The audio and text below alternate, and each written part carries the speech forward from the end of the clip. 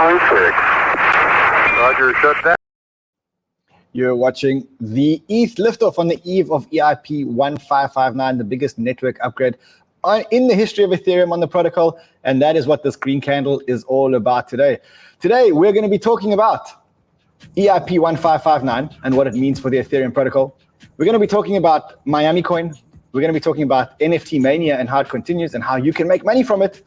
And then we're going to be looking at Gary Gensler's stance on crypto. So welcome back, Banter fam. Welcome back to Microdose. This is exactly that. It's a microdose of crypto content because we know that some people don't have a whole hour to listen to our shows. And we wanted to give you a microdose without any side effects of crypto content. So I have 10 minutes every day to summarize what's going on in the markets right now. So let's not waste time. Let's get straight into it. First story of the day, and of course the biggest story of the day, EIP 1559, and that's what's causing this Ethereum green candle. Well, EIP 1559 is scheduled to be enforced within 24 hours, in less than 24 hours. In fact, by this time tomorrow, EIP 1559 will have happened. So what is EIP 1559 and what's the big deal all about? EIP 1559 is a Ethereum improvement protocol number 1559. And when it gets implemented in the London hard fork tomorrow, every transaction that happens on the ETH ecosystem will burn Ethereum, as you can see in this diagram over here. So with every transaction, the base transaction fee will be burnt, and you can tip the miner to increase the chances of your block being mined or your transaction being processed. And why this is so exciting is because as ETH continues to grow, more and more people will do transactions, and therefore more and more ETH will be burnt, until eventually Ethereum will become deflationary. So you heard me say the word eventually. What does that mean, that Ethereum is not becoming deflationary tomorrow? That's exactly right. For ETH to become deflationary, a whole lot of things have to happen. And I found this tweet storm by Corpy. And what Corpy says is, he summarized it very well. He says, EIP 1559 is scheduled to go live this week, and I still see a lot of wrong takes on its impact. Remember, it doesn't make ETH deflationary by default. It doesn't reduce the Ethereum supply by 90%, referred to as a triple halving, but it's still super bullish. And if you cut down to the main part of this, he says, under the current proof of work model, Ethereum's issuance is high. In other words, 4% new Ethereum are issued every single year. To offset this issuance rate burn after EIP 559, we would need 150 gwei of gas to be burned consistently. We have seen this before, but it's unlikely to sustain. What he's saying is that in order for the ETH network to have enough transactions to become deflationary, we would have to see the usage and the gas fees quite high. The situation does change dramatically when Ethereum is fully upgraded to proof of stake consensus algorithm. It would lead to a large drop in the Ethereum issuance to a tenth of what it is now. And so because not as many ETH will be issued, and because gas fees will be burnt, it will make Ethereum deflationary. And that is why everybody's so excited. But nothing is going to happen tomorrow. So what is this going to do to price? And why is the price going up? Well, here we actually have some precedents. We can see in this tweet by whose tweet is it? That is Carpe Noctem. And he says, ETH localize have historically occurred 80 days on average after previous hard forks. If the London fork is similar, local high should occur around early October or November. And he looks at all the hard forks that have happened historically, and you can see that whether it's the Berlin hard fork, the Istanbul hard fork, the Constantinople hard fork, in all the hard forks, ETH has gone on a major run and about a 70 to 80% run. And it's taken a couple of days, 70 days, to get to the end of the rally. So this is good news, but I don't think there's going to be much of a difference tomorrow. And I don't think you should expect much of a difference tomorrow. All right, let's move on. Let's move on to the next story in the news. And that is our friend, the mayor, Francis Suarez, is all in on Bitcoin and now on crypto, because he's launched a city coin, and he's called the city coin MiamiCoin. The mayor of Miami is getting the spotlight again, and he's designed a city coin dubbed MiamiCoin. The city's token will be used to fund development of Miami, as well as encourage people to move to Miami, which is currently home to about 455,000 residents. Let's listen to what he said on Fox News.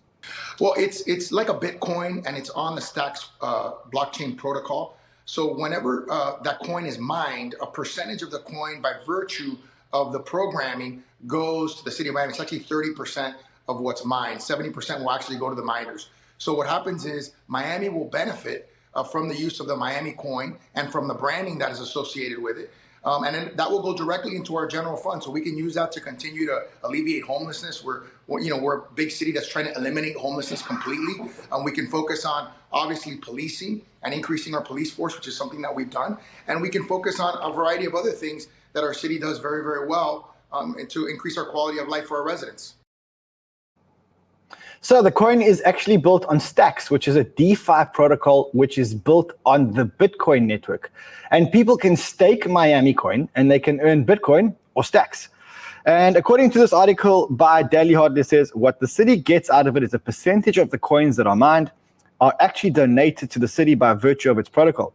So the city of Miami could end up earning millions of dollars as a result of the popularity of MiamiCoin. Because obviously Miami has now become, and we've talked about this many times on your program, the Bitcoin capital of the world. So Francis Suarez, not only is he all in on Bitcoin and using this to attract the smartest people to Miami. And if you go to Miami, you'll realize just how many smart people are moving there. But now he's actually created a coin, and he hasn't done it on Ethereum. He's done it on Bitcoin to attract the maximalists, to make sure that he isn't dubbed launching a shitcoin.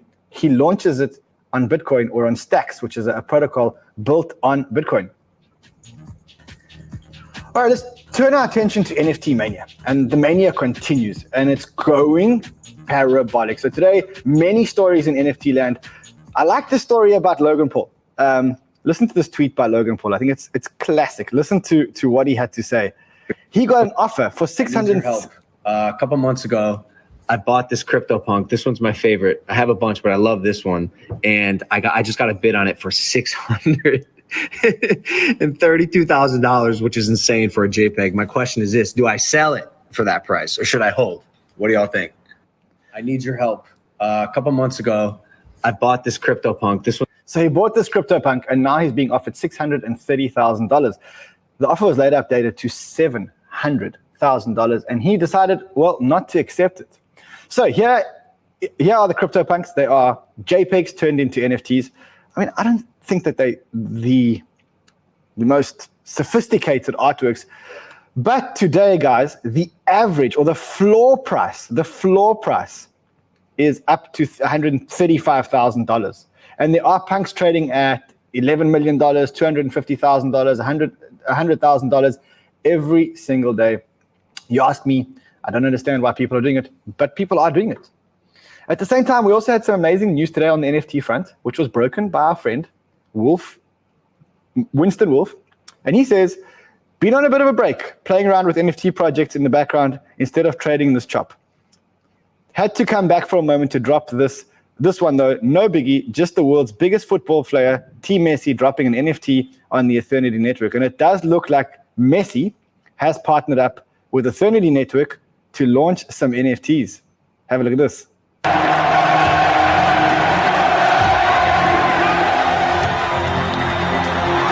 my God, it's Leo Messi! Fíjate cómo fútbol.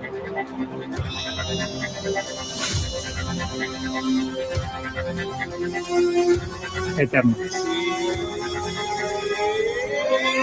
El juro de primera colección de NFT en Eternity.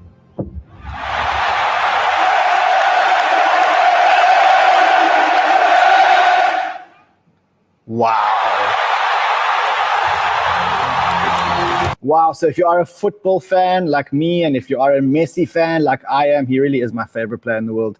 Better than Ronaldo any day of the week. He is my favorite, and I'm so excited about this NFT thing. And it just shows you that NFTs ain't going to stop, whether it's CryptoPunks, whether it's Bored Apes, whether it is NFT play-to-earn gaming like Axie Infinity, like Fairylands, like Splinterlands, or whether it is Lionel Messi. There's so much going on. And I think tomorrow we'll talk about an NFT project on the main show. Yeah? Let's do it. All right, the last story of the day. Gary Gensler, the head of the SEC, has now clarified his stance on Bitcoin. He's gone on a sleuth of interviews where he has chosen a side. And for those of you who have wondered whether he was going to choose the Bitcoin side over the government role SEC side, well, you got it all wrong. Even though Gary Gensler admitted that Satoshi's invention is amazing and changes everything, he is saying that he's going after crypto and crypto needs a lot more regulation. Whether it's DeFi, which he threatened in his talk, whether it's Bitcoin, which he threatened in his talk, whether it's stablecoins, which he also referred to in his talk, Gary Gensler wants to regulate crypto. And he wants the US government to give him the budget to do it. Take a listen to what he said at the conference yesterday, and then we'll listen to what he said on CNBC. Let me just say before I conclude, I'd like to note that we have taken and will continue to take our authorities as far as they can go. And certain rules related to crypto assets are well settled. For instance, the test to determine whether crypto asset is a security is clear. Now, some in the industry would say it's not clear enough, but I would say I agree with Jay Clayton. It's clear in this regard. There are some gaps in this space, though. I do think we need additional congressional authorities to prevent transactions, products, and platforms falling between regulatory cracks. I also think we need more resources. We could double or triple the number of people we have working on this at the SEC and still probably not fully cover this field. We stand ready to work with Congress, the administration, our fellow regulators around the globe, and partner up. We stand ready to hear from the entrepreneurs and technologists in the field as to what's working and what's not. But in my view, the legislative priority should be around these platforms, the trading, lending, decentralized finance. Regulators would benefit from additional authorities in this space. We can also attach things around sanctions and tax collection and tax compliance and anti-money laundering. So it's about all the policy suites right there. So that's Gary Gensler making his stance super, super clear. He's coming after DeFi. He's coming after the tax. He's coming after the platforms. And it's not great news for the United States, and it's not great news for crypto, no matter which way you look at it, because he wants to regulate everything. And I think that it's going to force people out of the United States, and it's going to slow down crypto development. Anyway, that is all we have time for today. If you like microdose, you like these 10-minute shows, and I see you guys all in the comments. I see you guys commenting. I see you guys are loving it. So thank you so much. Smash the like button, subscribe to our channel, and we will see you guys again tomorrow. 3 shows every day, and soon 4 and 5 shows every day.